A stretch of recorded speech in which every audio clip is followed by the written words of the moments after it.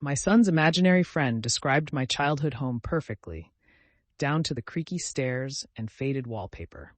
At first, I thought it was cute. Kids say silly things all the time.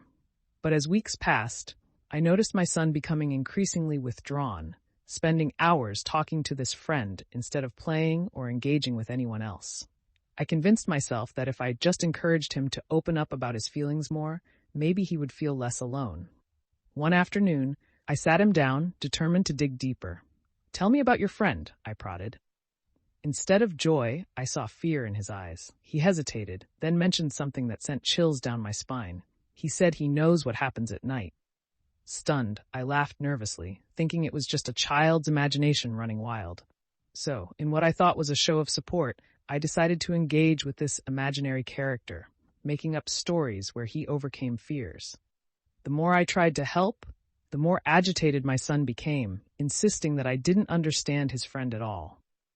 That night, I caught my son whispering fiercely to himself, and when I approached, I overheard him pleading, "Please don't go back there." In that moment, something shifted.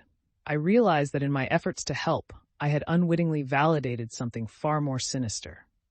Instead of breaking the cycle, I had made things worse, unknowingly feeding into whatever darkness resided in his imagination. There, in the dim light of his room, I felt utterly helpless, wishing I could undo my attempts to connect, knowing I now had to carefully navigate my son's world of shadows.